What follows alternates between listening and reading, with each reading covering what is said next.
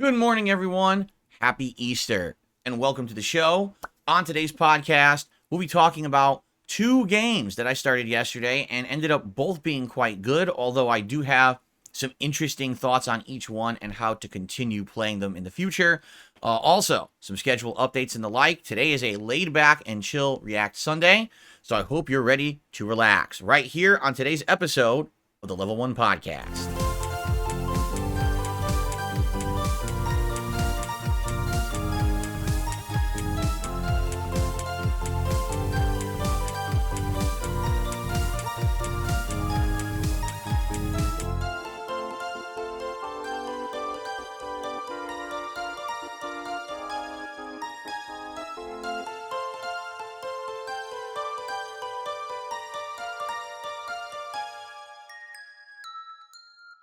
Alrighty, good morning, everyone. Today is Sunday, March 31st, 2024, which is a bunch of stuff.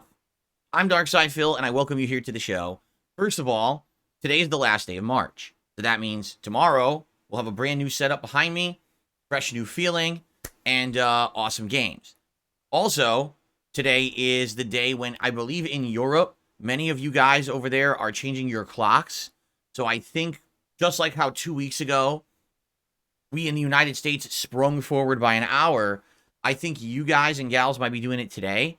In which case, I very much wonder how many of you will be not on time for my streams today, right? Because I don't know how it affects things. If you went forward an hour, doesn't technically that mean that you would be getting up earlier? So you might have been early? I don't know. I hate the changing of the clocks to begin with. So if you're here, if you're from Europe and you're watching live, welcome. If you're watching this on demand, it doesn't affect you whatsoever, right? But also today is Easter Sunday. And let me tell you, as I get older, it's really weird to even talk about holidays anymore. And here's why.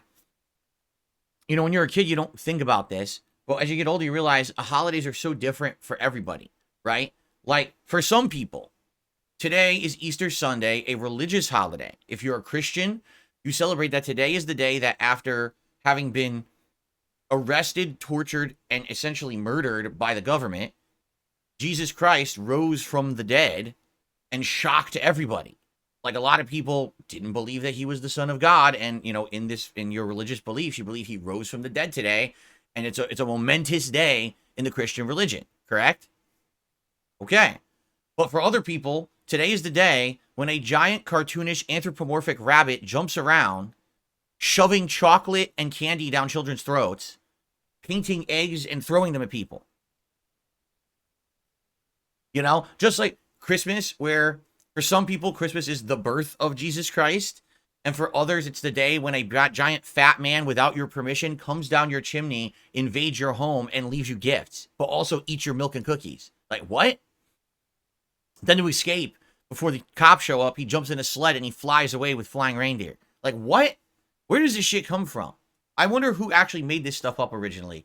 I mean, someone really was on something to think up these ideas. But again, when you're a kid, you don't think about any of that. You're like, oh, it's just a holiday and it's fun and there's going to be all kinds of stuff. We're going to maybe celebrate with the family over here, celebrate, maybe do some religious stuff over here. Going to have some food today. We're going to do this and that.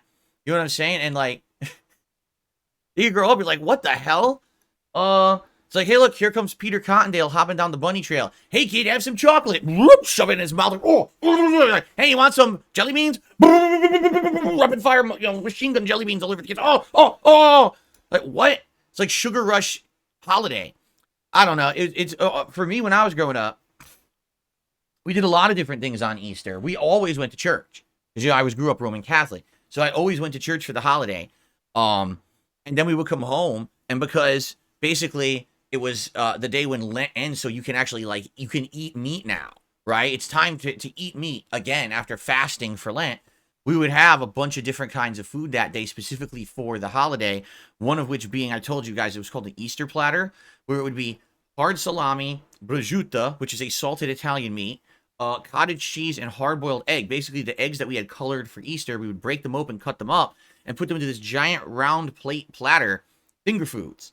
So all day you would just munch on this Easter plate for like lunch and into dinner. This would be what you ate all day. And then we would always have a big dinner. And usually it would be like some kind of a ham with homemade lasagna. My mom would make homemade lasagna of her family recipe of her own homemade sauce.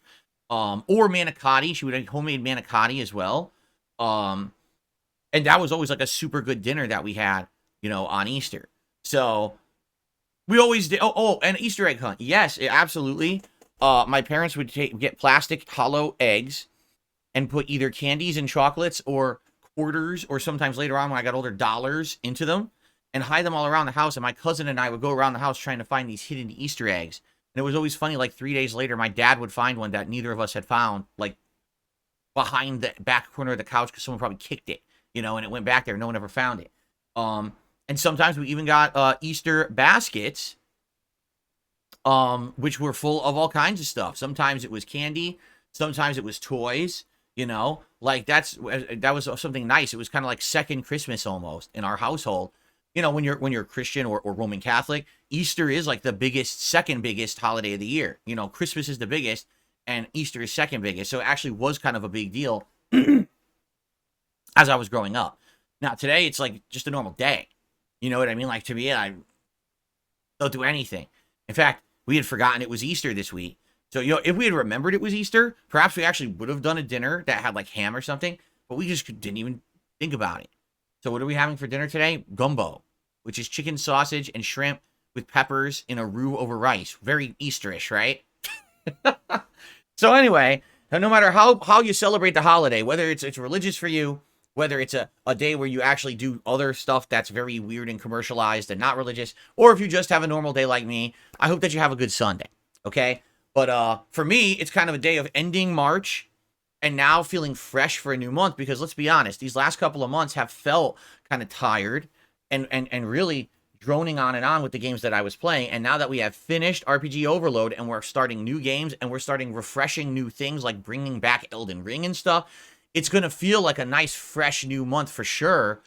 And I like that a lot, that we're doing new things now this coming month. So great timing, right? It's like we coincided the end of the same old games for 2 months with a fresh new month starting tomorrow. And that's a great thing, right? Very cool.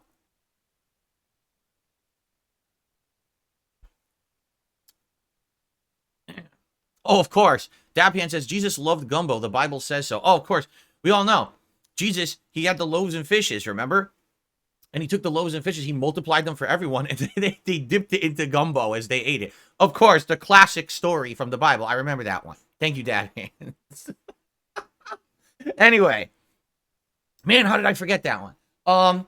So, let's talk. What are we talking about on the show today? Well, first of all, just so everybody knows, today is a very laid-back day. What I mean by that is, after 2 days of gaming and progress and all that, today's React Day, okay? So today, we are relaxing. We're enjoying the day for what it is. We're not going crazy with gameplay or anything like that, okay? It's more relaxing of a day. So, first stream here is going to be the Level 1 podcast, and what I'd like to do is recap what went down in both Alone in the Dark and Dragon's Dogma 2 yesterday. The first time I'm playing Alone in the Dark, only the second time playing Dragon's Dogma 2. I want to give you my thoughts on Alone in the Dark and my updated thoughts on Dragon's Dogma 2, because after having played again, I do actually have a distinct update for you on that, on my thoughts, on how to cover them and how to put them in the schedule. So I hope that you'll like that segment. It's going to be pretty important if you're interested in what I'm doing soon. So we got that, and then I got an update on the schedule in a couple different ways. And then after that, honestly, I don't got much. It's more of a laid-back day. There's really no news going on today in the realm of gaming or otherwise. Really nothing happening particularly too important that we need to address today. So we could have it be a more chill day, maybe some Q&A. If you guys want to do suggestion box, we can do some suggestion box today. That's totally up to you. But, not a serious ultra-packed day like we've had recently with all these topics to talk about. Okay? That's right. DS Polish, I don't know if it's DS Polish or DS Polish, says, not much to talk about, yet the podcast will go on for an hour and a half. Yes, because that's the point of like a good show, is that you don't need to have distinct topics to talk about. You still have more than enough to hang out and discuss. You see? That's the sign of a good show, a healthy show, If there's a show where you need subjects, or if you don't have them, the show falls apart, then that's not a good show. Just being honest, you know, this is our time to talk, to hang out, to get topics out of the way. Maybe you guys have questions to talk about, things to ask me. That way, when we get to the react show, guess what? We can just react. It doesn't have to be, oh, interrupt for questions constantly. You see? There you go.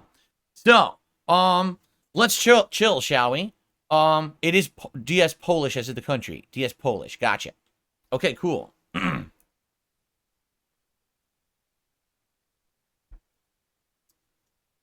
So,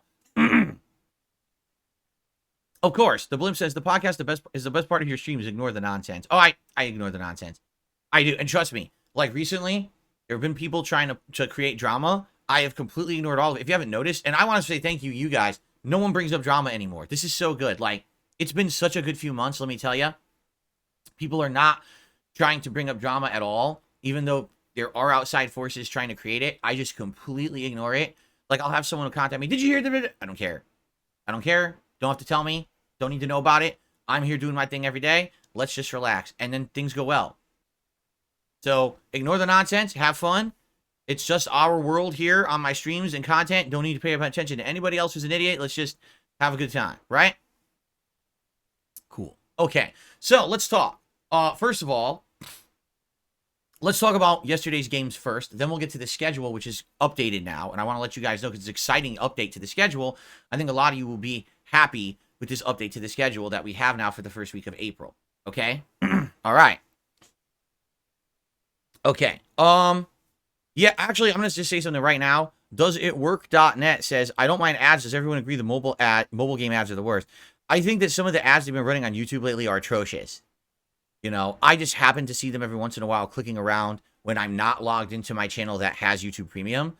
And to see like a mobile game ad play, and it's like the worst fucking game you've ever seen. It's just terrible. A lot of them are like exploitative. Like there's games that are like adult content and shit, right? And it's like, a kid shouldn't see this ad. Why is this ad playing on like a gaming video, right? And it does. It plays. You're like, what the hell? Like, what is YouTube doing? I don't know. I totally agree with you there. That's why I tell everyone, get YouTube Premium if you can, and that way you don't have to see that garbage. It's just trash. Okay. So, yesterday, we returned to the realm of variety in gaming. And let me tell you, it was so refreshing to be playing 2 new games instead of the same old games that I've been playing for months. Again, not to say that I didn't enjoy those games, but man, I've been dying to play new stuff, and finally having the new stuff felt so, so good. All right? So, yesterday, we played 2 games. Let's talk about each one. We started with Alone in the Dark, starring David Harbour as the main character. Now, you can also pick the other character, Emily, and I guess that's played by an actress who's been in other shows that I haven't seen. I've seen Stranger Things, so that's why I recognize David Harbour. You know, it's funny because the critics panned the game. They really did. Critics were saying this is like a 6 out of 10. It's a bad, outdated, boring, crappy game. Okay? I couldn't disagree more. The thing is, there is a place for games like this in the gaming space, but sadly, games journalists just look for the same kind of game over and over. If it's not Resident Evil, they don't even want to talk about it. Seriously. Oh, it's not Resident Evil? Oh, well, then it's terrible. 5 out of 10. Like, do you even understand survival horror? Do you understand the appeal of it? There's 2 things that appeal in survival horror. The first thing is an eerie atmosphere with a well-written, suspenseful plot and creepy stuff that happens. 100% Alone in the Dark has that. The other thing is scares. And Alone in the Dark has scares. It's got enemies that jump out of nowhere, jump scares and stuff. It's got the 2 key elements that make a survival horror game good. Does it have insanely revolutionary, groundbreaking graphics? No. Does it have the best combat engine you've ever seen in a survival horror game? No. But you don't need those elements to be a good game in this genre. You just need to hit on the notes of what you're looking for. And we haven't had a good survival horror game in a while, right? If you take a look back, you know, last month we had that really, really crappy Silent Hill spin-off game, The Signal. It was only 3 hours long. It was terrible. Not The Signal. What was it called? The Short Story or something? It was terrible. It was really atrociously bad, right? And before then, I mean, what was the last survival horror game? A year ago, Resident Evil 4 Remake. So to have a game now finally come out is refreshing. And it's new. It's not a remake. It's not a rehash. We don't know the story because it's something fresh. Now, yes, it's called Alone in the Dark. It's based on a franchise from 20-something years ago on PC. Actually, about 30 years ago on PC now. But no, it's not that story. Supposedly, this is an original story, something interesting. Immediately, I start getting sucked into the game and immersed in the story. You go into this house that is apparently, I call it a house of healing because basically it's medicine, but also it's like psychology as well. Like, this is for people who like have problems, whether they're medical, whether they're mental, and they're there to basically be healed by this doctor, right? So is it real, or is this guy a quack job and he's just taking all their money? Who knows? That's part of the fun of the game, is figuring this out. And the reason you're there is because an eccentric wealthy man checked himself in, telling the family that he thinks he's possessed. Okay? So Emily is the niece of this man, and you're going there with a private investigator played by David Harbour to figure out what's really going on in the situation. Is he there? If he's there, is he there of his own will? Is he actually nuts? Like, what's going on? Because the family's very concerned what the hell happened with this guy, right? And immediately, when you start going into this house, things start going crazy. Like, you start noticing weird things about the house. The house has 1 million rooms, and it's like a labyrinth. Within the first hour, you get warped into an alternate world that seems like you got teleported from the house down into like New Orleans, but the streets are full of these mutated creatures that are either like covered in moss or maggot infested. It's just disgusting, but it's creepy as hell. It's like, what the heck is going on? Is this real? Is it not real? Are you hallucinating? What's going on? And you don't know. And so for 3 hours, I went through this house. I fought enemies. I solved puzzles. And the puzzles are kind of interesting because some of them give you backstory about the history of this house. You know, it wasn't always this house of healing. At one point, it was a pirate's hideout. Yeah, I know, pirates in New Orleans ages ago. Then it became a house where a bunch of artists lived, but then a hurricane swept through, and apparently the artists disappeared, and no one knows whatever happened to them. In fact, one of the house's inhabitants now swears she's the woman from the time period like 20, 30 years before, but she's only 30 years old, so how could that be? She'd be a baby, right? So it's really interesting plot, for sure. The atmosphere is well done. The music is great. The only thing I'll say is, yes, the graphics aren't up to snuff for a modern game. They feel last gen, and the gameplay mechanics aren't great, but it's a survival horror game, so it doesn't matter. If this were like an action game where you had to take cover and shoot tons of repetitive enemies and you need a good system, I'd say, oh, it's inferior. It's a freaking survival horror game. Some of the charm of these games is that you feel kind of clunky, right? You don't have full control over yourself. You're a little bit slow, tankish. You know, that's part of the appeal of the game. So far, I'm really enjoying it. 3 hours in, I've had a blast with it. The audience that was there live really liked it. You know, we're all survival horror aficionados, and we're all enjoying this game. Like, why did the reviews say it's so bad? Oh, yeah, because modern journalists are assholes. They're fucking not gamers. They don't even understand the survival horror genre, right? They just don't. They're like, well, if it ain't Resident Evil, it must suck. No, you're an idiot. Just fucking get some fucking, you know, experience under your belt before you get hired by a company to write game reviews, and you read your review and you realize you're a fucking moron. You don't even know anything about the fucking genre, and you're trying to rate a game in it. You're stupidity. The game is pretty well done so far. Now, the game supposedly is between 10 to 15 hours, and that depends on how much you know how to solve the puzzles, and if you actually try to explore and do optional stuff, or if you just kind of like rush through the game, okay? Here's the thing. If the game stays on the level it's on right now, this is a super good game. If it ends up getting kind of boring, or maybe the puzzles fall apart or whatever, I could see it getting a lower score or whatever. I'm curious. The first 3 hours were quite good. And it's funny because I'm playing the game, and someone said in the chat, so do you think that the reviews saying that the first 5 hours of this game were very boring or true? And I was like, what? I'm in the first 3 hours of the game, and I'm having a great time. So if they think this is boring, does that mean the end is even better? I don't know. But anyway, I really enjoyed it.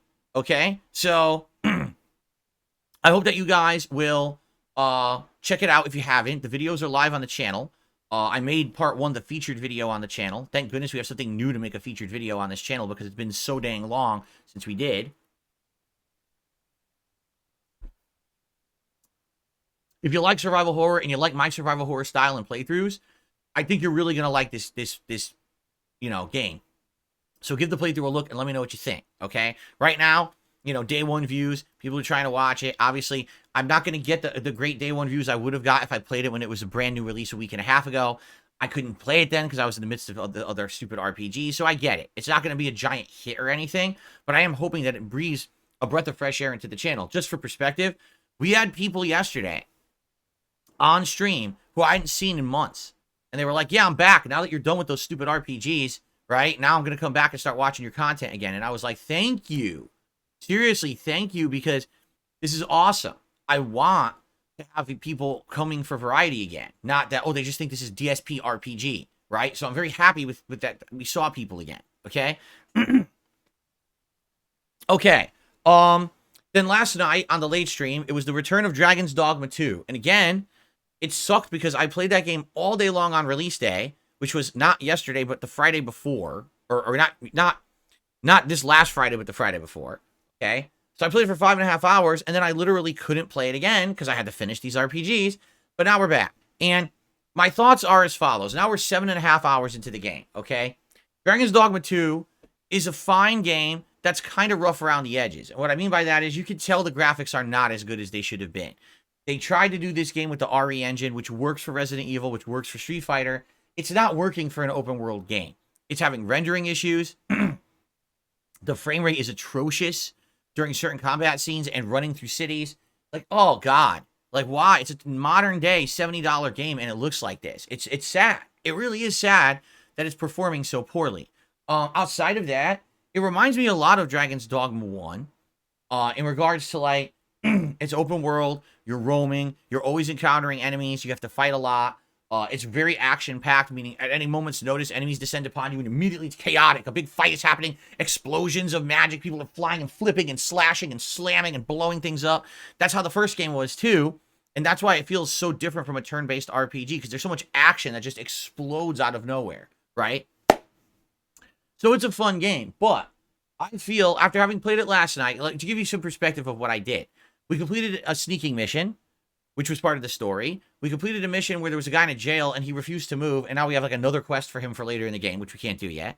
And then we had a hunting missions where we had to kill 3 groups of monsters and save a bunch of people who were being attacked by them. So far, we've done 2 out of 3. The first group was a bunch of tougher goblins in a cave. The second group was saurians, these reptile people that were in a cave, and then we're invading a town, and we had to save the town. Okay? So we did all that. Did any of it feel any, like, very unique or special? Not really. It's just a bunch of combat. It really is. Like, the game is just a ton of combat with a little bit of story wedged in here or there. So far, it's been a good experience, okay? But I can definitely see this game wearing on and becoming very repetitive and grindy over time. Do you want to know the truth? That is exactly what happened with the original Dragon's Dogma. I started off with this game, and it was strong, and people liked it. And within a couple of weeks of me playing it, all right, basically when you get to like hour 20-ish, people get bored. They're like, man, it feels like you're just always fighting. You're just running around and fighting. That's the whole game. And I'm like, yeah, that actually is like Dragon's Dogma 2. Is there some story? Yeah, wedged in there every once in a while, there's a story beat, but there's just not that much of it. A lot of it is just open world roaming, exploring new environments, fighting a bunch of big enemies and stuff. That's really where the core gameplay loop and elements are of the game. Unlike other RPGs that have these entire giant chunks of story and stuff happening, that doesn't really ever happen in Dragon's Dogma, at least what I remember from the first game. And I remember I really liked the first one because it allowed me to do grinding and kind of chill gameplay style. But a lot of people back in the day didn't want that. They always wanted constant progress, something happening, something for me to do big commentary over. Keep in mind, the first Dragon's Dogma was before I was a streamer. All right? So the whole idea of an interactive stream didn't exist. So now how do I make commentary over a game that's literally 95% repetitive combat, right? So I really don't think I really made the game look that fun. I enjoyed playing it, but it was grind. And a lot of people fell off the playthrough, and I remember even trying to rush the end of it because I was done with it. I was like, I want to move on to other stuff, and the game is so dang long. I'm trying to rush the end because people were already bored with the game, okay? So now you're playing the new one, and I'll be honest, it feels like I'm playing the first one. Like, I'm not actually sure what they improved outside of, like, I think the classes are different. Like, in the original game, I think that there was a class that was a hybrid archer, but also, like, thief rogue type. So you could climb on enemies and stab them in their weak points, but also you could shoot the bow. And in this game, they're 2 separate classes. So they tweaked some things, but to the most part, it feels like you're playing Dragon's Dogma 1 12 years later. It really does. It feels like it's the same game. I'm not saying that's a bad thing. I liked Dragon's Dogma 1, but I remember how it went back then. So after last night, and by the way, attendance for a late night stream was pretty good. All right. Support, it was okay. Some people, did some super chats and memberships. There was like $10 in tips, but it wasn't a big deal or anything like that. Like, it was fine for a late night stream. The decision I'm making is thus. I feel like Alone in the Dark was good enough to stay as a daytime stream. It was good. We had good attendance, good engagement, good support, and people were really digging it, and I liked it too. So I want to keep that as a daytime stream moving forward as I go through that game. Okay? Dragon's Dogma 2, honestly, definitely feels to me like a late night chill stream. You know what I'm saying? Like, I feel like it's something that it's more apt to a late night audience that wants to sit back and relax and talk a bit while I'm doing the combat, because that's really the focus of the game is the combat, right? So do you really want to do a daytime stream with 3+ hours and all you're doing is running around open world fighting enemies? It could get repetitive and boring. But if it's a late night stream and if I push it as, hey, guess what? We're going to hang out. We're going to have a fun, chill time together. We're going to talk. We're going to interact while I'm playing the game. I think it'll do a little bit better. I really do. In addition, as of right now, we do not have a late night chill stream. We don't. We finished all the late night chill stream projects. They're done. So I feel like this game fits into that slot pretty well. Okay? So that's how I'm going to do it moving forward. And we'll see how it goes. And we'll judge if we get big demands to put it as a day stream. Maybe we'll do it as a day stream here or there. But I feel like it did really well as a night stream last night. And I would like to keep it as that chill stream vibe in the rotation. Okay? Despite the fact that Dark Gaming is bitching in the chat and saying that he wants it as a day stream. Historically, we're seeing these RPGs don't do well as day streams, right? Final Fantasy VII didn't. Like a Dragon didn't. And I don't think Dragon's Dogma will as well. I'm just being honest. I just don't think these games are good for day streams. Okay? Okay. Now, what does that mean? Well, it means that the schedule is going to be a little different this week because we have a few things going on. First of all, I spoke with my wife last night. And I asked her, when would you like to start co-op? Because now the schedule has actually opened because I finished the ongoing RPGs. And we can start our co-op playthrough of Beyond Two Souls whenever we want. Now, for those who are maybe not knowing what I'm talking about, my wife and I have been trying to find a co-op playthrough that we wanted to do for a little while now. After the Dondoko Island flop back in February, because, man, that was a waste of time. We want to do something else. Like, what should we do? And so we were talking about different kinds of co-op games and things. But overall, we're like, how can we actually retain interest in a game? Well, it should be a narrative-based game. Because if it's a narrative-based game, now we're going to want to see the rest of the story, right? So one game that my wife has always wanted to play or watch is Beyond Two Souls. But we never really had the means to do so. Like, it's a PlayStation-only game. She has Xbox console downstairs when she plays games. So she didn't have access to the game. Recently, we've watched playthroughs of both Detroit Become Human and Heavy Rain. So now she's like in this Quantic Dream mindset that she really wants to see her play this game. So, well, if we do it, it could work out well because, number one, you've never seen it before. Number two, I haven't seen the game in 11 years, so I probably won't remember big chunks of it, right? I'll probably remember, like, the major story elements, but there's no way I'm going to remember most of this game. It's been too long. Number three, the game does have co-op, but not really. What it is there's two characters. The main character, who is the girl who grows into the woman, and that's the story of the game, is her life with this supernatural element in it. And then there's the supernatural element, who's the other character. Now, I guess what you could do is you could kind of switch between and make choices with each character that are a little different. So, like, she could control the woman, and I can control the supernatural character, right? So it is co-op, but not really. Like, most people who've reviewed the game said, yeah, the co-op aspect isn't really that big of a co-op aspect. You can make it co-op, but it doesn't really, it's not a huge co-op game, right? But it'll be cool to watch it and to react to it for the first time. I'll be reacting to the game again for the first time in 11 years. She'll be playing it through, and we'll do a nice co-op stream here together, all right? But we didn't know when we were going to start it because it depended on when I was going to finish all these dang RPGs, okay? So the good news is I finished all the RPGs, but now we're trying to schedule it and fit it into the schedule here. And originally I thought maybe we would do it this week, but I talked with Kat. She's like, let's maybe start it next week. Let's not set it in stone yet, but we have to basically work it into her life schedule too, of stuff that she's doing. And, so I jumped the gun a little bit because I actually put it on the schedule the other night. I was like, oh, we'll do it Monday night. And then I asked her, she's like, oh, I can't really do it this week yet. I was like, oh, shit, that's my fault. I should have definitely confirmed before I put anything on the schedule or said that we were doing it this week. So it looks like We'll probably do the co-op next week, but not guarantee. And if we do it, it'll probably be Monday, Tuesday, Wednesday-ish, one of those nights. The game's not that long. It's about 10 to 12 hours long, roughly. So probably when we do it, it'll end up being 2-hour chunks. And so it probably will take about a month to a month and a half to get through if we do it once a week. Okay? So we'll see how it goes. All right? We'll go from there. But I'll let you know once we have it confirmed when exactly it's starting. All right? But it is not starting this week, FYI. Okay? So what does that mean? It means that the schedule for this week is open and we have our choice of what we want to do.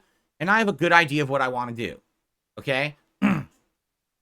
So let's talk about that. Okay? Today, React Day. So today, after this podcast ends, we head over to DSP Reacts for the DSP versus the Internet Clip Show, where members of that channel submit clips for me to watch and react to. And good variety this week. In fact, we have several Easter-themed clips this week. Some religious Easter and some not so religious Easter. Let's put it that way, okay? So it should be fun. And I hope that you will join me for that today.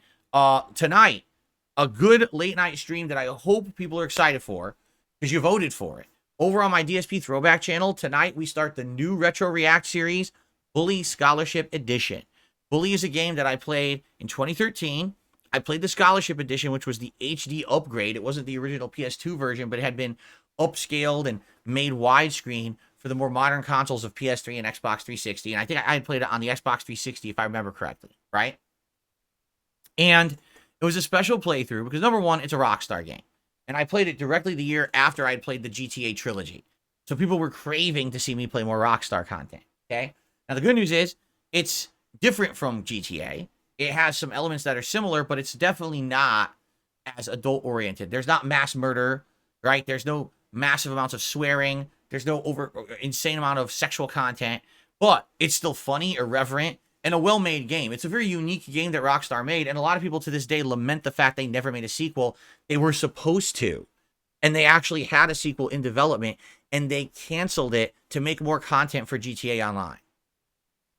So if you don't see how awful live service games are ruining the gaming industry right now, I don't know what other evidence I can tell you besides GTA Online made all the GTA 5 DLCs get canceled, made Bully 2 get canceled. Like, all this creative stuff Rockstar would have been doing over the last decade, they canceled it all just so they could print money for a fucking fluff game that means nothing. Isn't that great?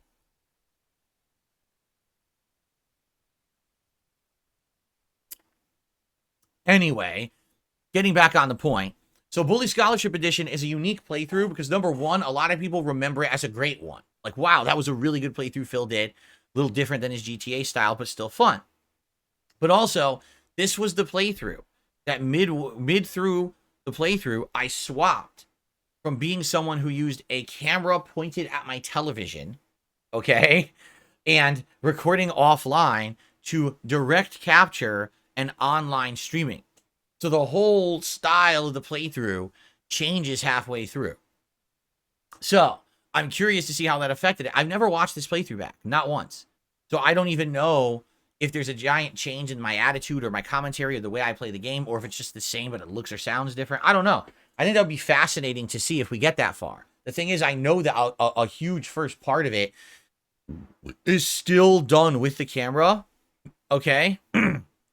See you later, Lucky Gremlin. Lucky Gremlin's getting on a flight for the weekend. So, but yeah, so I know that we have a ways to go in the playthrough before we'll even get to the direct capture swap. So anyway, you guys voted for it. I had a poll all week. What's the next Retro React you want to see? So tonight, 6:45 p.m. Pacific time, over on DSP Throwback, we're starting Bully Scholarship Edition. So we're going to watch it just like we did with Heavy Rain, just like we did with the other games before, like Red Dead and Dark Souls 1. We'll be watching back the playthrough together. I'll be commenting on my thoughts about the playthrough, the commentary, the time, the game, all that. It's going to be great fun. You know, we really had a great time with Heavy Rain. I think we'll have just as good of a time with the Bully Scholarship Edition playthrough. Okay? Now, here's the thing. As I've explained to you guys, the whole idea of Retro React was something that I came up with the help of viewers, by the way. I'm not going to lie. It was viewers who had suggested this to me back in like late January, early February. And when we started trying it, it worked well. People liked it for variety. And I said, oh, I'll keep doing it on the Throwback channel. And now it's actually the most popular thing I do on the Throwback channel. The whole point of the channel is posterity. meaning taking playthroughs that either don't exist on the internet at all right now, like the Red Dead Redemption 1 or Final Fantasy 13 playthroughs, and upgrading them so they look modern and then putting them on the channel so you can watch them, or upgrading old playthroughs that really have been outdated now because of my style of gameplay from back then, and basically keeping the commentary, keeping the gameplay, but changing the visuals and audio so they look much better and making them, 30-minute parts and the like. So that's fine. And that will continue on the channel. But it wasn't really catching on. Like views-wise and everything, for the amount of work going into it, it wasn't doing much. When I started Retro React, immediately we got one stream a week that's getting good attendance, getting engagement, getting support for the channel. And the videos are getting more views than anything else. They're getting more views than the posterity playthroughs. I'm like, oh, well, I guess this is a good idea and we should keep doing it. So originally I was only going to do Retro React once every 2 to 3 weeks, and I was going to make it sparing so that way it felt special. But when we started playing Heavy Rain, people demanded that I do it every week. They were like, no, we love this. Do it more often. Can you do it more than once a week? And I was like, no. We can't make everything throwback. I've got to keep playing new games, The throwback thing's a nice thing to do. Maybe special thing like once a week. So that's what we've been doing once a week. For 6 straight weeks, it was Heavy Rain. So we finally finished Heavy Rain. And you guys voted all week long, and you voted for Bully Scholarship Edition. Okay? So that begins tonight on the late stream. Now, there's a few key factors that I'm looking for. How many people show up? How many people are engaged with it and really enjoy it? And how many people support the stream? If all 3 of those things are good, if attendance, engagement, and support are good, I would consider keeping this going as a weekly thing every Sunday night. And so Sundays would just be React days. Okay? All day long, I just keep reacting. But if I notice now that Heavy Rain's over and we're doing a different game, all of a sudden it slows down and half the people don't show up and everything is slow and no engagement, no support, then we'll probably just do it every once in a while. And that's okay. I'm not complaining either way. I'd be happy either way. I really would. If we don't do it every Sunday, then we'll have gameplay Sunday nights, right? Which I'm okay with. So let's see how it goes. All right. And the other thing is, what you have to remember is that just because we're starting Bully doesn't mean that every week has to be Bully. We did do 6 weeks of Heavy Rain because people really wanted it. They asked for it over and over. They kept voting for it. And I was like, okay, let's keep doing Heavy Rain. But let's say this week is Bully. And let's say the stream does well tonight. People are like, let's keep Retro React going. Okay, let's do a poll for next week. Do you want Bully to continue? Do you want to go back to Dark Souls? Do you want to start something new? I'll do a new poll and see what people want. And based on that, that'll determine next week's Retro React stream. Okay? So let's see how it goes tonight. Let's see if we want to do another one next week. If it goes well and we want to poll, we'll poll. We'll figure it out, okay, on the fly. But I'm really hoping you'll join me. You guys voted for it. I like doing it. Don't get me wrong. I'm really enjoying the Retro React stuff. I think it's a great idea. Hell, that's why I'm going to do a special React segment during my birthday marathon next week, which we'll talk about in a moment. So hopefully you'll join me for it tonight and it goes well. And then we'll go from there. Okay? Cool. Okay, so that was for Sunday. But what happens for the rest of this week? Well, Monday, I would basically like to do the same thing that I did on Saturday. Alone in the Dark on the daytime stream, 3 more hours of survival horror fun. And on the late stream, another session of Dragon's Dogma 2. So let's keep that rolling. Haha. But now I'm excited. Because, ladies and gentlemen, it's time to talk about Tuesday. Since we're not doing the co-op playthrough yet this week or whatever, my schedule's open. And I started thinking about what is it that I want to do? What do I want to bring back into the fold? What do I want to continue or what do I want to play new? I said, I know exactly what I want to do. Tuesday's going to be a good day. You ready for this? On Tuesday, April 2nd, it is the return. Ladies and gentlemen, rejoice. Elden Ringers, raise your hands above your heads and form the sacred shape. Because on Tuesday, Elden Ring returns to DSPGaming. Yes, that is correct, ladies and gentlemen. The ring will sing. I don't know why I just said that. So, yes. If for those who are out of the loop, last year, I started a second run in Elden Ring. All right. And I believe it was around April, May-ish, actually, of last year that I started my second run of Elden Ring. And that run did well. It was a magic build. I wanted to make a magical character because the first run was anything but, really. And so this build was very interesting.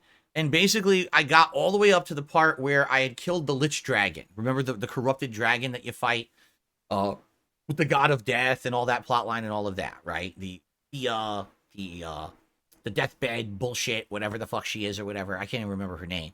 But anyway, so we had gotten that far, and my build was crazy. At this point, when I had stopped playing the game, okay, I was so crazy powerful. I was putting a rune down on the ground, charging up my magic, and blasting enemies with this humongous Starbeam spell that looks like you're doing a Kamehameha in Dragon Ball. And the Lich Dragon literally melted when I hit him with this fucking thing. It was just like, and he's like, his whole health bar went, I did it one more time, and it went, whoop, and he got erased from existence. And I was like, holy shit, people weren't kidding. That magic in this game, when built properly, is crazy good. Of course, keep in mind that you're kind of a glass cannon, meaning you're weak, but you can destroy things with this magic, okay? So, I was having a great time with it, but what ended up happening was, after playing it for a bit, because I'm trying to remember exactly how long the playthrough was when we put it on hiatus. I guess if we say, here, if I search for Return to Elden Ring, here it is. Return to Elden Ring playthrough was 39 parts. Yeah, here it was, Lich Dragon. Yup. 39 parts. Okay? And it did good. You know, the playthrough was doing fine. But then other stuff started coming out. And people were like, dude, are you going to seriously keep playing this, you know, endlessly? Because, you know, there's new games coming out. And, you know, you committed to playing this second run of Elden Ring or whatever. And basically people were like, nah, you know what? We'd like to see you play the new games over Elden Ring. And I said, all right, so here's what we'll do. We'll hit the pause button on Elden Ring, because the reason we were doing the second run is because we knew eventually DLC was going to come out for Elden Ring. In fact, most people at that time a year ago assumed the DLC was coming out in 2023. Like, almost everyone thought, oh, it'll be out by the end of that year. Of course, that didn't happen. So we hit the pause button and we said, we'll come back to it when there's a reason to, right? When a DLC is going to come out, we'll go back to the game. So that way we'll be ready and in line for it. And a lot of people assumed that the Elden Ring DLC would be endgame DLC, meaning it would be very difficult. No one thought, oh, it'll be like a mid-game DLC that's really easy or whatever. So we all kind of knew I would have to go back and probably get further in the game than I had gotten in order to play the DLC, but we weren't sure what, okay? So we hit the pause button, and then I got engulfed in like Street Fighter 6 all summer, and then all this other stuff going on, and it just got so exciting with other games and things, we just never went back. And every once in a while, people would ask, hey, you going back to Elden Ring? And I was like, I will when it makes sense. But, you know, right now I don't see the reason to. And then finally, after all the waiting, you know, boom, we get the big announcement. Elden Ring DLC is coming out in June. And since that happened, people said, Phil, it's time. It's time to go back. And I was like, I agree with you, but I got to wrap up these ongoing RPGs before I can jump back into Elden Ring. We have to finish what we started. And I did. So now, because RPG Overload is done, we can bring back Elden Ring mid-run, because now I'd argue we're more than 2/3 through the game, right? Like, for what I'm doing, we're more than 2/3 through it. We're in the midst of doing the hardest stuff. So what we got to do is we got to go back down to the underground, and we have to go through and fight through that area of the aliens, and then we have to get to that giant alien boss that it appears twice in the game. This is the first one. So we have to fight the first one, which I'm curious if magic even works on it. Since it's a magic-based boss, I wonder if magic doesn't work and I'd have to change my build. I don't know. So we could do that. And then once you beat that, I believe it takes you to the island in Liurnia. That's the plateau with all the magic island, where it has the dragons you fight, and it's the end of the Ronnie quest line. So we could do that, and that's good for my build. Like, the Ronnie quest line's built for magic. So we'll see, you know, how that factors into my build if it makes me any better. And then we got to continue to the northeast of the game into the frozen area past the capital, because we beat the capital. We completely destroyed the boss, the goat guy or whatever his name is. I can't remember what his name is, but we melted him with the magic. So we're gonna go up to the east, you know, northeast area, the frozen area, and basically clear it out. And then while you're there, you can find obviously the way to get down into Mohg's Blood Palace. And down there is where we have to beat that. And that's a really tough area. And we have to beat Moog, the true Moog, the Blood Moog, who's one of the hardest. He's probably the second hardest thing in the game to do. And once we're done, that's the setup for the DLC. So literally everything I just described is no exaggeration, probably about 20 hours of gameplay for me. Because number one, I haven't played the game in a year. I don't even remember the magic build. So more than likely what I'll do is when I start playing it again Tuesday, I got to get reaccumulated with the game. Let's go to earlier areas and mess around a little bit so I remember how to use the magic build. I remember how to play the game again. Maybe take on one of the optional dungeons that I know are grindy and shitty, but just to jump into one, just to get readjusted to the game so I know what I'm doing. And then, you know, jump back into the harder gameplay. Because, man, if I just go right to the hard stuff, I'm just going to get pummeled. I'm not even remember how to use the build, right? So, we're going to start with Elden Ring returning to streams this Tuesday during the day stream. 3 hours of Elden Ring getting readjusted, reaccumulated. I think it's reacclimated is the word I always want to use, and I always say reaccumulated, which is the wrong word. Reacclimated to the world of FromSoft, right?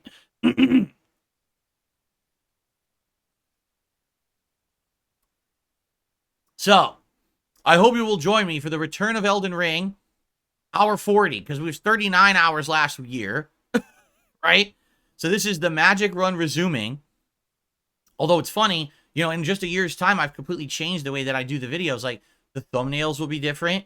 The titling will be different. It's going to be weird to have a playthrough that's 39 hours long, and then all of a sudden it flips and changes everything. The titling and everything will be looking completely different. Like, huh? It'll be confusing for some people, I'm sure. But I hope you will join me for that Tuesday on the day stream. Now, Tuesday night, I'm doing something else. I'm bringing something else back. It's going to be the return of Star Wars Battlefront Classic Collection. There's been a major patch that has gone live on all versions of the game. It apparently fixed many of the issues and problems that the game had at launch, and the actual hit detection, everything seems to be much better. All right? So we're going to give it a shot on Tuesday night. You know the one thing I'm going to do? I'm going to mute the goddamn music so I can actually make some ad revenue on the videos, because that first batch of videos I made did good views-wise, and they all got claimed for Star Wars music. And then I made no money on the videos. I was like, fuck this piece of shit. So I'm just turning all the music off. No music. We'll have sound effects. We'll have screaming of people dying, but we won't have any music. That way I can actually make $1 on the videos, right? So we're going to do that Tuesday night. And I'm going to jump right into Battlefront 2, by the way, because 2 is the better game of the two. And we're going to see how it goes. If the matches are good, if the quality is good, and people have a good time with it, maybe we'll do it every once in a while, like once or twice a week, as a late night, you know, multiplayer stream for variety purposes. I like having variety on the streams. So we'll see what happens and see how it goes from there. But we're testing it, okay? And then Wednesday, to end my streaming week, it'll be more Alone in the Dark and more Dragon's Dogma 2, okay? And so, likely what we'll end up doing is alternating stuff. We'll probably have days of, you know, Alone in the Dark and Dragon's Dogma, and then a day of, like, Elden Ring and maybe some Star Wars. We'll see how it goes. We can always adjust on the fly. When my wife is ready and we want to start the co-op, we could do that. If we want to do an oddball thing here or there, we could do that. But keep in mind, this coming Saturday, April 6th, is my big birthday bash event. And I apologize because I didn't have anyone make artwork this year. So usually I have like a Phil's birthday bash promotional picture. I totally forgot to do it this year. It's my fault. I didn't even think about it. You know, my time is creeping up on me. I was like, dude, my birthday is Saturday. Holy shit.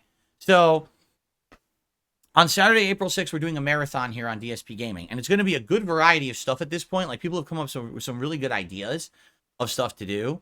That's right. I'm finally 53 years old. Finally. No, I'm 42 years old, which means I'm the answer to life, the universe, and everything. We just don't know the question yet, right?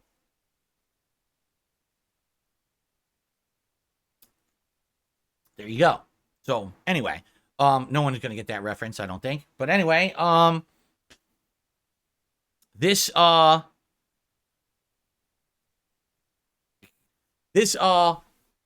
basically this stream is going to be a marathon. Sorry, I got distracted because Felix the Maid's like, you can get to Moog's Palace in 3 hours. I'm like, yeah, but I'm not going to rush it. I'm going to take my time and do other content so I can get used to Elden Ring again. The point of me returning to Elden Ring is twofold. Number one, to get to Moog's Palace to get ready for the DLC. But number 2, to bring variety back to the stream, something that people want to watch, and to basically get readjusted to Elden Ring gameplay. What's the point of going back to the game if I'm not going to fight challenging stuff, right? This is not a race to Moog. This is do fun stuff. So relax, Felix. Okay. Anyway, let's talk about the birthday marathon on Saturday, April 6th. Number 1, chill vibes all day with booze. What booze? Well, I still have the Long Island iced tea that I had from my Super Bowl event 2 months ago in February. I'll probably have some of that. I'm sure I'll have something to take some shots, and I'll see what else I can get. I don't know if I want to get beer or something else. I'll find some other drink mixes or whatever that we could have some booze during the course of the day. Food. I'll be ordering a meal. I don't know what yet. Don't ask me what yet. I don't know. So people are like, oh, you're going to tell us what it is? No, I don't even know. My wife and I will probably decide and order like that morning or something. Who knows? We'll have some food delivered and have a nice Feasting with Phil episode here live with you on the show. I haven't done one of those in many months, right? Like we've done a few that when my wife made the food. We haven't like ordered from a restaurant and had like any kind of cuisine like that in a while. So that'll be fun. Schedule update will be a big chunk of this thing, probably over an hour. Meaning what we're going to do is we're going to go through all the game release schedule for 2024. And we're going to look at all the major games and their release dates and figure out which ones I'm interested in playing and populate a calendar with that. Once that calendar's populated, we'll then be able to, at a glance, look at the rest of the year and say, oh, well, this month's going to be really busy, but this month has almost nothing. So now we can figure out what projects we actually want to do during what time frame. For example, there's games like Final Fantasy VII Rebirth or Sea of Stars, okay, that I started and haven't finished, and I probably want to bring them back at some point. But we have to find out when they fit. In addition, what about, for example, bringing in something new that I didn't do? Maybe eventually I want to play Rise of the Ronin, or maybe eventually I want to do another game that I skipped in the last several months, and you know, now we have opportunity to play, right? There's been quite a few like that where people are like, did you hear about this game? It's really good, and I'm like, I can't play it now. I'm stuck in these RPGs and stuff. Well, now we're out of the RPGs, but we got to figure out what fits in where, right? So that's going to be a fun segment because you're going to be here for it. We're going to have that interaction and figure that out together. I think that's going to be a really good time to figure out the schedule. Should be pretty fun. But in addition to that, we're going to do a very special segment that I'm actually really excited for now. I'm going to create a playlist, listen to this, of my most viewed videos ever on the internet. From all of my channels, including Darkside Phil, DSPGaming, my old vlogging channel, and the KO Gaming channel that has now been rebranded into DSP Throwback, okay? So that'll be fun. I can't wait to see what we do when we react to that. I think it's going to be super duper fun to relax and enjoy the most viewed videos I've ever made. And in a lot of these cases, you know, I haven't watched back these videos and they have millions of views, you know? So, you know, it's funny because each channel's a little different. Actually, I think 2 of my most viewed videos ever are both Spider-Man, from 2 different Spider-Man playthroughs that I did back in the day. I was known as like the Spider-Man playthrough guy on YouTube for the longest time.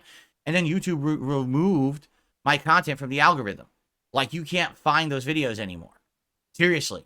Like, they don't show up in the search anymore, which is bullshit. Because I used to get, no exaggeration, thousands and thousands and thousands of views from those videos every month. And now the channel gets 0 views on those videos every month because YouTube removed them from the algorithm. Okay? So, that's going to be really fun. And that's probably going to be a good segment of this marathon. Us reacting to the classic biggest videos I've ever made in my history. So just between the food, the schedule, and that's going to be hours and hours. All right. Now, what else can we do during the marathon? I leave that in your hands because everyone has had a different idea. Some people are like, hey, do a tier maker. Okay, but what should we do? Should we rank Mario games? Should we, hold on a second.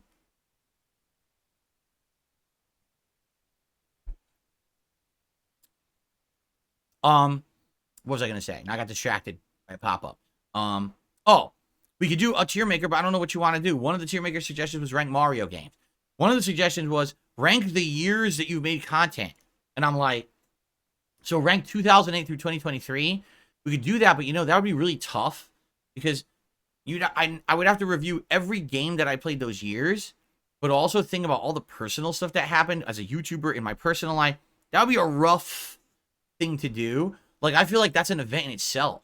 Like, one day I just say DSP ranks 15 years of content creation, and we could go into detail in each year about what happened in each one, right? And then rank. So I feel like that'd be like too tough of a one to do. But also, people might be craving gameplay. Do you want to see me play some Battlefront? Do you want to see me return to Street Fighter 6 for the first time in months and just do some casual play with a variety of the characters that I know how to use, right? That's all perfectly viable if you want to see that. So I feel like it's going to be a nice casualized setting, a lot of chill, relaxing, having some booze, going through the schedule, reacting to classic content.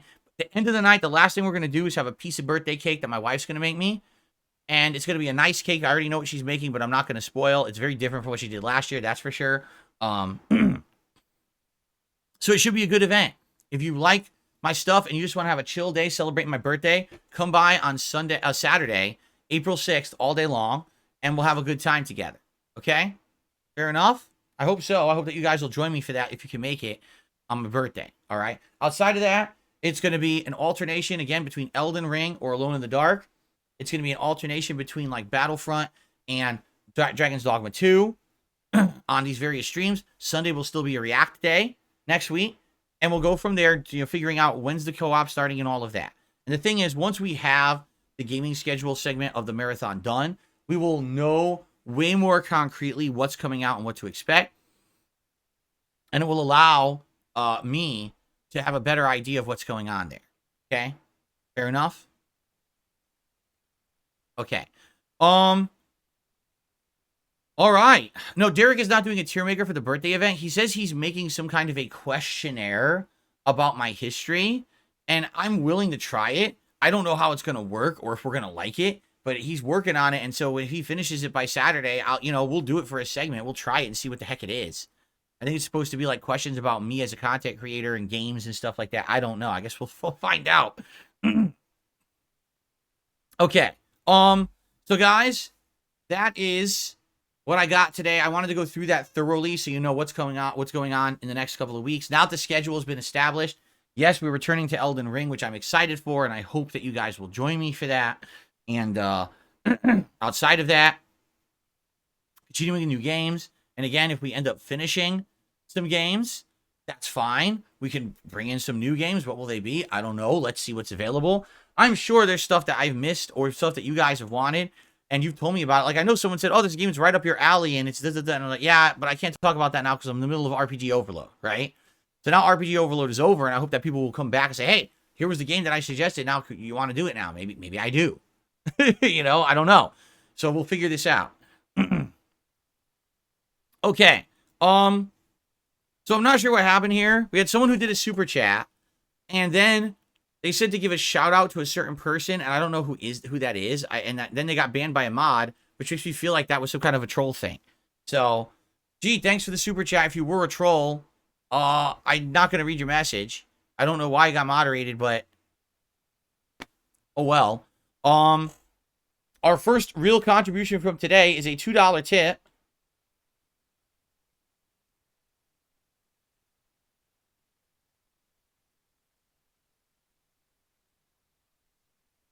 So listen to this, okay? Here we go. $2 anonymous tip. And I think this is a legitimate suggestion.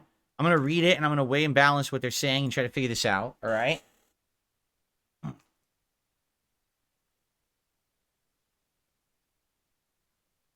Okay, let's see what they have to say.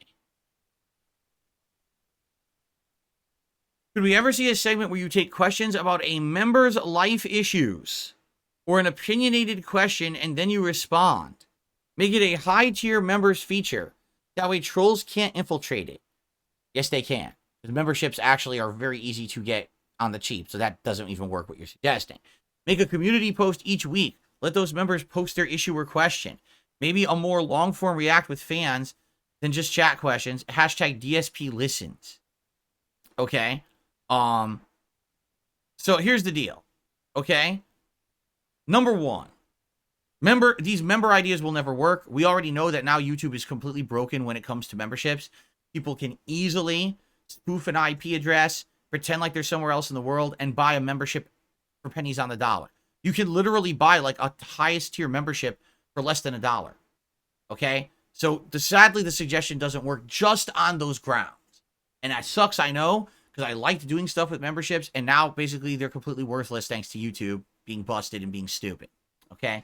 But that being said, the idea of me taking serious questions and things like that and taking dedicated time to actually talk about it, here's the thing. I'm going to be honest with you here. I never once in my entire time being on YouTube or on the internet in general, I never said that I am someone who is like wise or smart, that I'm someone who knows better than anyone else. I don't think I've ever presented myself to you guys as like a guru or someone to go to for big life advice. Like, when did that ever happen? I'm just a normal guy, enjoying life, playing games, hanging out, having a good time with my audience, and that's all that matters, right? Listen, every once in a while, perhaps, I could give you some advice on something I know about, whether it's games or whatever. You know, sometimes I'll interject a little bit of my own personal experience or stuff like that. I don't know why people would even want to ask me these questions. I'm not an authority figure, nor did I ever present myself in that way. Like, for example, there's many content creators and YouTubers out there that present themselves in a way that they act like there's some kind of a authority figure. Okay? Meaning, oh, I'm an expert on left-wing politics. I'm an expert on this philosophical kind of thinking. I'm an expert on the history of this certain line of something, games or TV, or I'm a guru, I'm a encyclopedic knowledge about movies and stuff like that. People present themselves in that way, correct? For sure. I don't. When have I ever said, come to me because I am a wealth of knowledge on this subject matter? Never, right? Not once.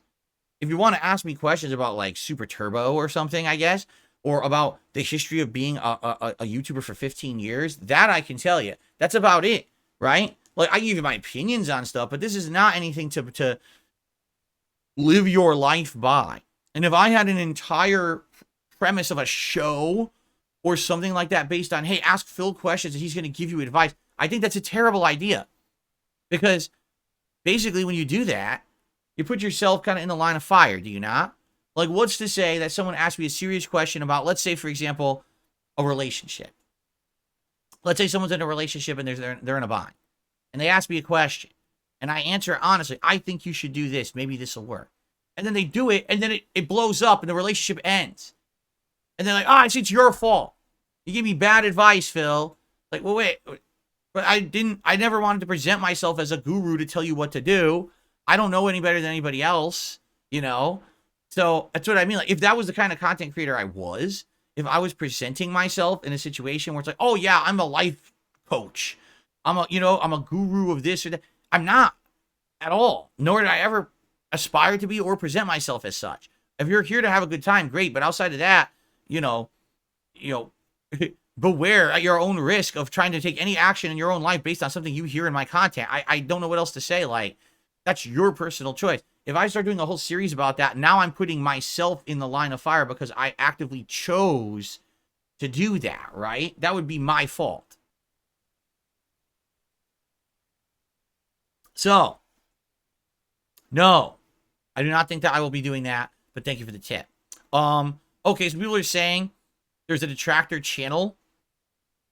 And so someone actually did a real $10 super chat just to say for me to do a shout out to a detractor channel. Wow, you're stupid, huh? Because I didn't shout it out because I'm not dumb. And I still got your $10. Thanks. I don't even know what else to say. Wow, you're pretty stupid. Okay. So, my nose itches.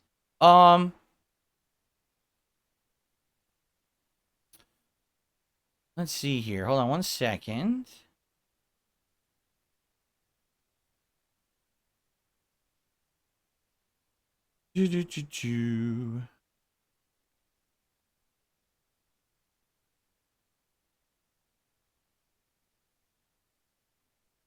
Oops. I was so close. I was so close to being able to do a shout out, and then I misclicked. Okay, hold on.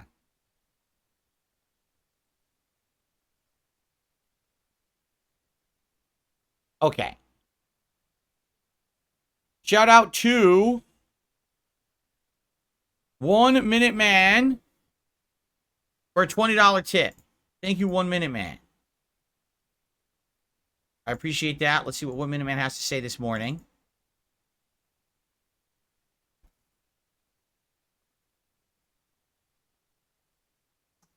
Oops, $20 tip. And Minute Man. Now, wow, that's completely misspelled. Oh no! 1 Minute Mean. The 1 Minute Mean. Okay. Okay. So 1 Minute Man says the following. Hi, Phil. No Baldur's Gate 3 stuff today. You know, I'm glad because we're done with Baldur's Gate 3. Like, no, really. We finished it Friday. I'm done with it. I really don't want to talk about it anymore. I said my piece about the game. We're moving on now, okay?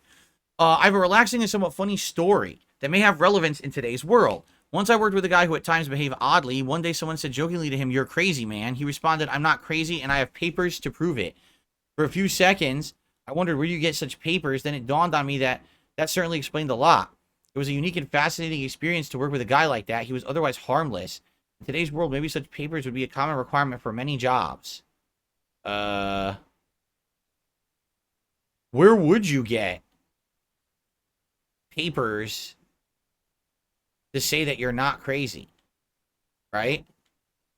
I don't know, actually.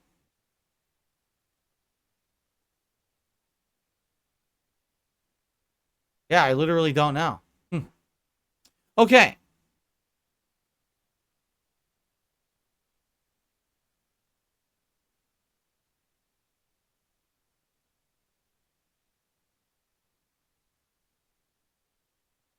From a psychiatrist? Can you get that? Can you get a piece of paper from a psychiatrist that says, "I certify that so-and-so is not crazy"? Or would it just say, "I certify that so-and-so is of sound mind"? Because wouldn't you get that for, like, for example, like if you're in a court proceeding and someone's trying to claim insanity to get off from a crime or whatever? Oh, it was because he was nuts. So, put him into an institution rather than incarcerate him. And so you could, I think that's what it would be. I'd really doubt that you've got a certificate that says, "Oh, so by the way, you're not crazy."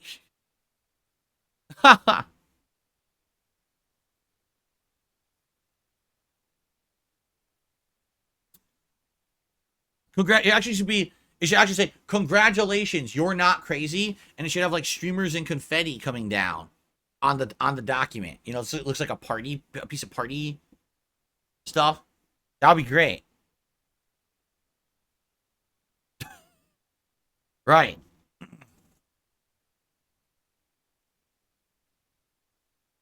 Alrighty then. Anyway, all right. So thank you, 1 Minute Man, for the tip. So we got a little bit of extra time. If you guys would like to chat, please tag me in the stream chat. If you contribute, I'll give you a shout out. Let's see what you guys want to talk about for the next few minutes. Remember, when the show ends, we're going to swap over to DSP Reacts for our React show this week, which actually should have some Easter themed stuff. Not a ton, but have some Easter themed stuff this week. Tyrone thinks I should do another playthrough of Conker's Bad Fur Day. I remember playing it, and even though I feel like it was good that I played it, so that way I got the references, because a lot of people always talked about it over the years, saying it was a classic. The game was so outdated and very frustrating to play that I didn't really enjoy the gameplay at all. I was very rage-inducing some of the parts, I remember. So I probably would not play that again. All right, Dark Gaming, he says, enjoy your React Day. I'll be doing drilling on Dragon's Dogma 2 for 10 hours. Well, there you go.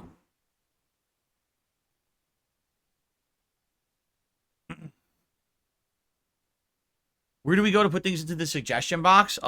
This right here. I just did the command, and that should bring up the link where you could put into the suggestion box. We didn't have time to do it today, but we will probably be doing it, sometime in the near future. Usually we do it at least once a week. For some reason, it's not working. For some reason, it's not working. What happened to Nightbot? Is Nightbot working today?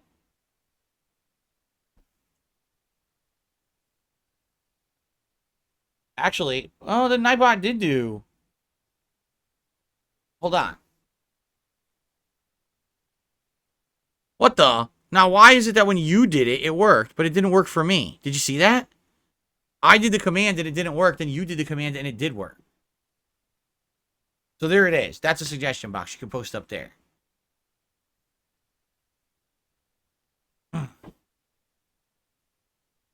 Weird. Whatever. I guess I'm invisible to Nightbot.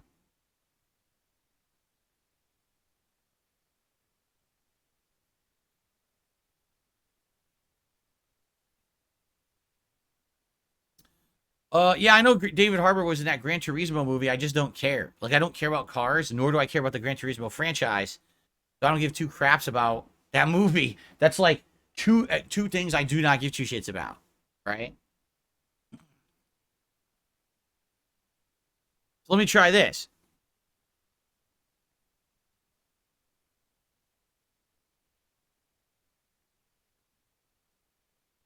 The command did work that time. I don't know. Nightbot just didn't do work. It didn't obey my command the first time, but now it's working. I don't know. Whatever.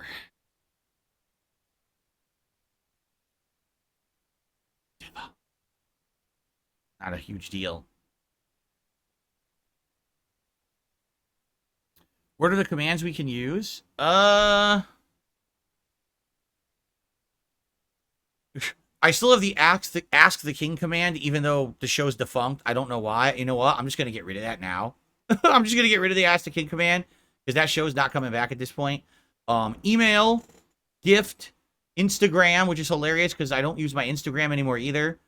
Jasper, membership, Patreon, playlist, react, schedule, suggestion, throwback, tip, Twitter, Twitter 2, because I do have a backup Twitter account in case my first one ever gets shut down.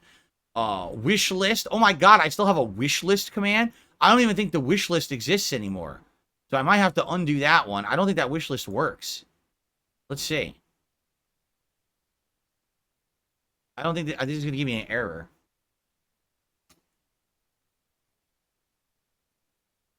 What the? Yeah. I'm just going to get rid of this wish list.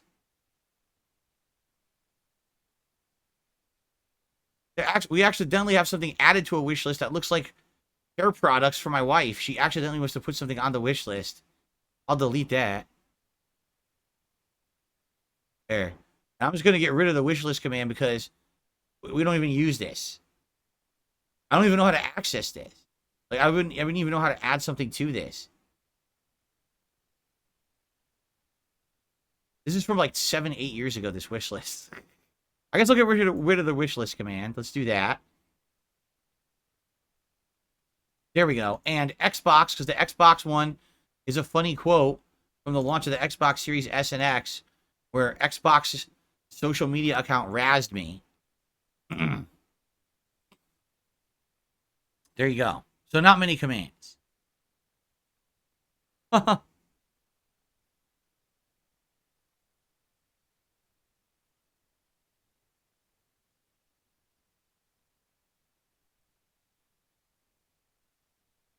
Yeah, see, I don't know anything about Sandland. Again, when everyone else was trying demos and doing stuff, I was busy with RPG Madness.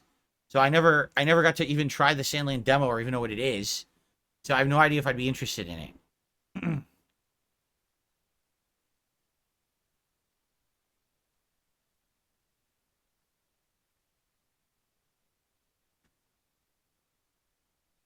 Lipshin says between now and the Elden Ring DLC in June, there's probably only going to be like one new game I'm interested in.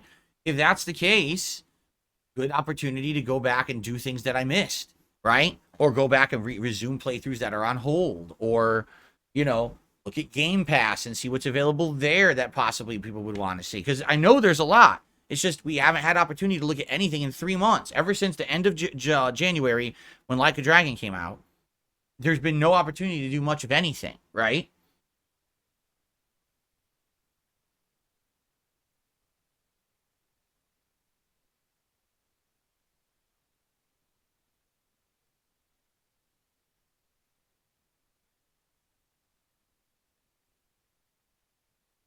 What did I get for Easter? Any yummy candies? Nothing. And nothing. I'm an adult. I get nothing. Want to know what I get for my birthday? Nothing. You know what I'm going to get for my birthday? A nice cake from my wife, which I appreciate. That's it. Nothing else. I receive nothing. No one gives me presents. No one sends me a card. No one cares. That's what happens when you're an adult. Nobody cares.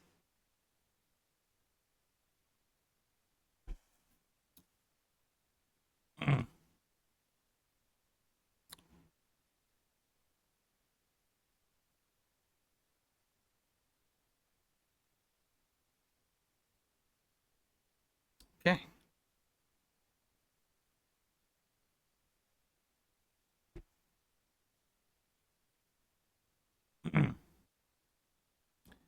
Did the Easter Bunny hide any eggs around my house? I hope not, because I'm not going to find them and they're going to be rotten. No Super Real Vibe says, Sea of Stars, Alone in the Dark, and Battlefront are the games you're currently excited to see me play. Okay. Well, you're definitely getting one of those this week. Actually, getting two of those this week for sure.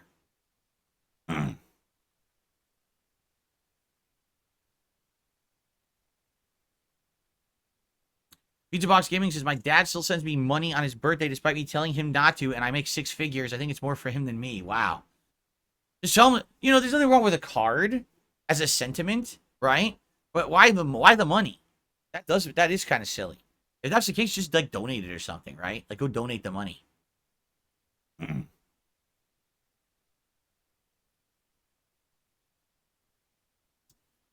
Jasper is a cat. He doesn't know what an Easter egg is, so he doesn't know what you're talking about.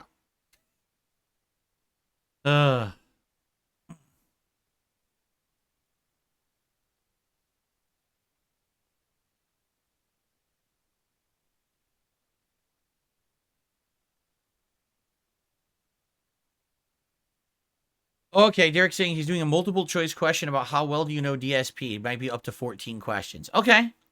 That's something we could check out during the marathon. Again, the marathon is such a casual thing just to check out, right? Cool. I received another tip. I got a $4.20 tip from Lady Charisma. I'm tipping to see if this hotel Wi-Fi can hold up. The stream is kind of choppy for me, but I'm not paying for Wi-Fi. Today is the Trans Day of Visibility. I wish to say to treat every person as a human and to treat folks as you want to be treated. I've seen and been the victim of hate for existing. Shouldn't be this hard to be a good person. I'm always a person who says, listen, live and let live, right? Just everyone has the right to exist. Everyone has the right to be happy, okay? And it's that simple. I don't care what race, creed, gender, sexuality you are. I don't care how you identify. What does it matter and why is it my business? That is actually an important question. Everyone should ask each other, why is it my business to be in your business? I don't understand that at all. I just don't. Do what you want for yourself, right? As long as it's within reason, doesn't hurt others around you. Like, if to make you truly happy, it means you walk down the street swinging a chainsaw over your head, chopping people's limbs off. No, I think that's a little extreme. But feel free to do with your life as you want. It doesn't bother me. It shouldn't bother me. I don't know why it would bother me or why it would bother anybody else. Be happy, be safe, and no one should be judged for being a certain way. You know what I mean? I think everyone should have the ability to be free to just live. And if people would just be of that mentality, I think the world would be a better place. But sadly, everyone's always judging everybody else and saying my way is right. And if you're not in my line of thinking, then you must be wrong, right? It's my way or the highway, black or white, which isn't how life actually is. But a lot of people, their minds work like that. It's a very infantile way of thinking. Really, it's just like a kid thinks that there's superheroes and supervillains, and that's the world. It's like, that's not the world at all. Right? When I was a kid growing up, like, I want to be in the army. I want to be a police officer. I want to be this. And you grow up, you're like, oh shit, it's not, the whole world's not black and white heroes and villains. Like, why do people think that way? I just don't get it. You can agree to disagree on things. You can just let other people exist and be happy. Just leave everyone the fuck alone. How about that? That's a good mentality to live by. Right?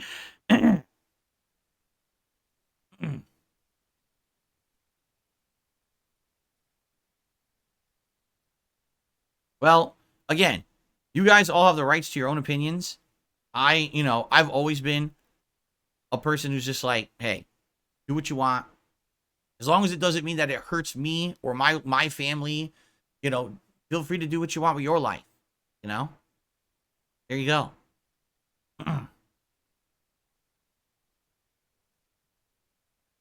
Although I do find it weird that we have all these days overlapping now, right? I do find that weird.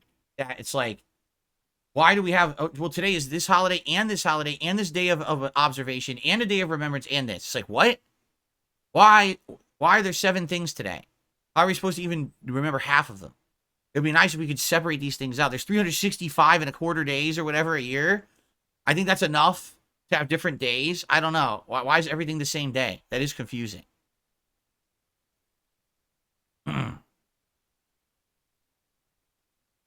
See, already people now are arguing in chat about, oh, well, it's this day. No, it's this day. It's this day. It's this. That's the problem. But everything overlaps. Now everyone says, oh, well, my thing that I'm observing today is more important than yours. Why? What's the competition? Why is there competition? Stop. Stop with competitions right now. Is it just a coincidence? Is it coincidence? Oh, see, I don't know how these things are all observed, right? I don't know what is when or whatever. I don't know. And it's funny because you got people who say things like, well, that's not real, and that's not real, and that's not real. They're all made up. No, they're all made up. You understand that, right? They're all made up. Every holiday is a made-up day. You get that, right? Like, literally, every holiday is a made-up day. It could be observed whenever. It's not specifically that day. It could be any fucking day. It doesn't matter, right? In fact, some holidays have changed when they're actually observed over the years. If you didn't know that, you might think, oh, well, it's always that day. Well, actually, no. If you look historically, it might have used to be one thing, and then they changed it to be something else. I mean, we were just, if you remember, back in December, we were looking at the history of Christmas, and it literally explained actually Christmas's origins were the winter solstice and an actual pagan holiday that then was fused with another Christian holiday. And then so it became December 25th, but it actually originally wasn't. It was a different day. It was a different this and that. We factually can look at history and figure this stuff out. It doesn't matter what day anything is. It's all just made up days. Nothing actually happened on those specific days. You get it? We don't have the records to say, what day did Jesus Christ actually get birthed? We don't know. We never will know. No one was fucking writing that shit down and using the same calendars and everything back then. No one knows shit. We just observe it whenever we feel like. So it doesn't matter what day you do these things. It's not that big of a deal.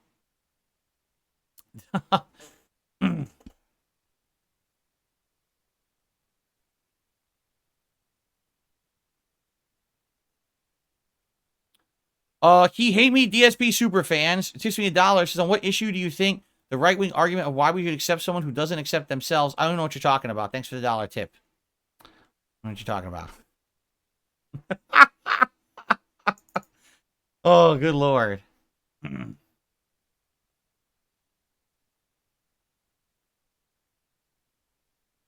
What are you talking about?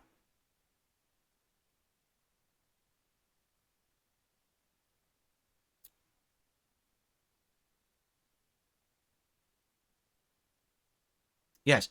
Listen, I have no problem with people observing holidays. I don't observe a holiday. Holidays are nice and they have big different meanings for different people. You know, Easter is a humongous religious holiday in the Christian faith, and that's great. But I find that people that like, they get so into it, right? Like, oh, well, that's because it's this day. It's like, but it's not. There's no historical evidence that what you're saying happened on that day. You're observing the thing that happened that's been passed down through word of mouth and through texts and things, but you don't actually know it's that date. They weren't even using that calendar back then. You realize that, right?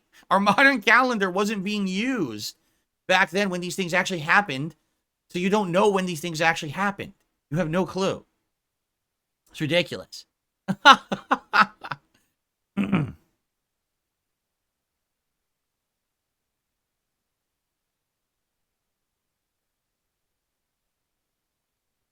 No, that's right. We saw the video during the React show back in December that the date we celebrate Christmas on is not, there's no evidence that's actually when Christ was born at all. That this was a fusion. Back in the day, the ruler over in Rome or whatever, whoever it was, I forget if they said it was Caesar or somebody else, decided they wanted to fuse multiple holidays together into one big thing. So they took the Christian holiday or observance of the birth of Christ, and they fused it with the date when there was the winter solstice and his pagan holiday. They like did an ultra fusion into this date of December 25th, but that doesn't mean that's when anything happened. And people just blindly like think that when there's zero evidence. Even if you ask right now, if you went to the Pope and you said, hey, was Jesus born on December 25th? He'd be like, I don't know. You're like, what are you asking me that for? I don't fucking know. Okay, he wouldn't say fucking, but he was like, I don't know. No one knows. No one actually knows the date because everything was different back then. Right? We observe it then, and that's nice to have a date that everyone collectively observes it. It doesn't mean anything happened on that day you don't know. Right? He says holidays are being debunked. Well, the dates of holidays, again, it's fine to celebrate the occurrence, but the actual date it's observed isn't the significant isn't the date, it's the event. You understand? If you're a religious holiday and you're observing something that happened that's very important to your religion, great. But understand that it's not the date that's the thing. That's like semantics, right? The date is semantics. The event is the core of the what's going on. That's the meaning, right? I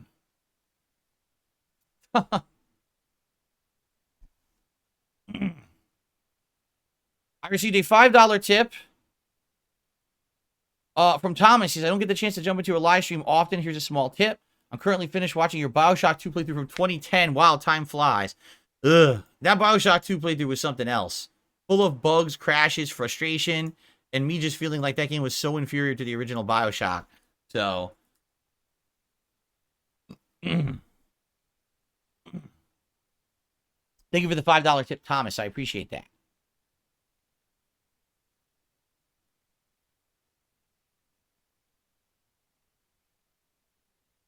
Well, I got another $1 tip from Kirk talking about Ben Shapiro. That's definitely something I'm not reading. Thanks for the $1 tip, Kirk.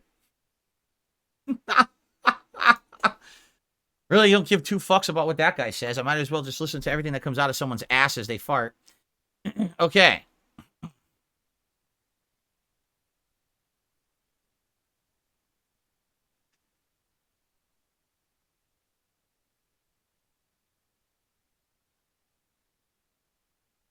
Anything else, guys?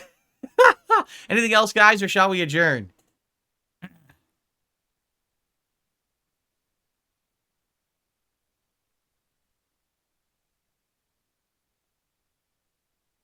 Yes, I saw what you said. No sleep, real vibes. Excited for when we start our co-op playthrough, whenever that may be. Thank you. Any last minute stuff, or shall we adjourn and get ready for the react show, guys? Which is better, Alone in the Dark or Alan Wake 2? I don't know. I'm 3 hours into Alone in the Dark. That's a ridiculous question to ask me. Will Kat be on my birthday stream? I don't know. That's up to her. Not up to me. Hello, people person. Will I play Fallout 4 again if they released a remastered version? Perhaps. Perhaps. That's one of the games, remember, that was in the running that we were considering doing as my yearly Bethesda game, and then we didn't do a yearly Bethesda game this year because I was playing Baldur's Gate 3. So.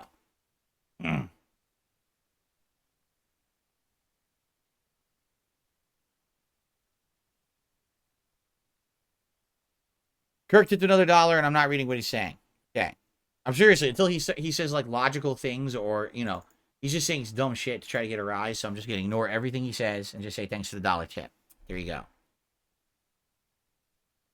Have I seen anything in regards to No Rest from the Wicked? No, I have not. I've heard the name, so I know a game exists, but I have seen nothing about that game. If people are interested in trying to get me educated on certain games, perhaps submit clips of those games for the React show.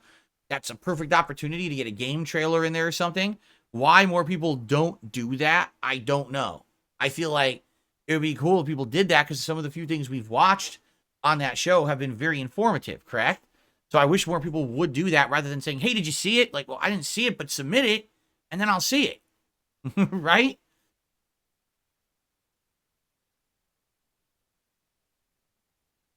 Where is the Michael Jordan clip for Kirk? Stop it. Get some help. There you go. I forgot I had it. I've had that for like a year. I've used it twice. I totally forgot about it. See, if ever I upgrade my setup to have a working Stream Deck, I can do that stuff. I'll have it all button mapped, and I'll push the buttons. And then, you know, Then we'll be able to have memes and stuff. But I can't remember to do that shit on my own. I need to have the buttons.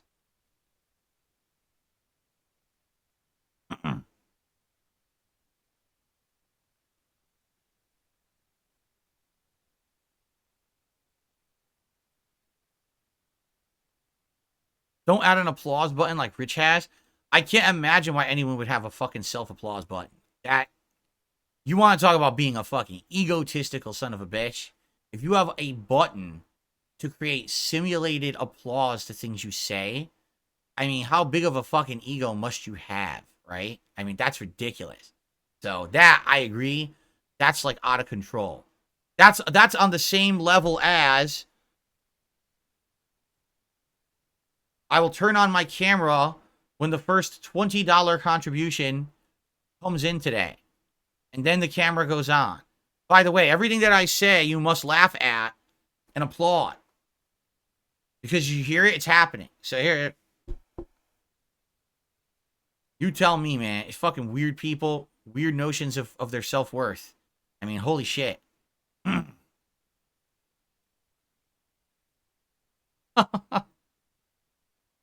Okay. I think it is time to end the show. I do have to get set up for the React show, which takes a little bit. So thank you all for being a great audience today. I've hung out with you guys. I had a good time. And I thank you all for being here. Tomorrow, I'll tell you how React Day went. I'm very curious to see how Bully does tonight. I really am.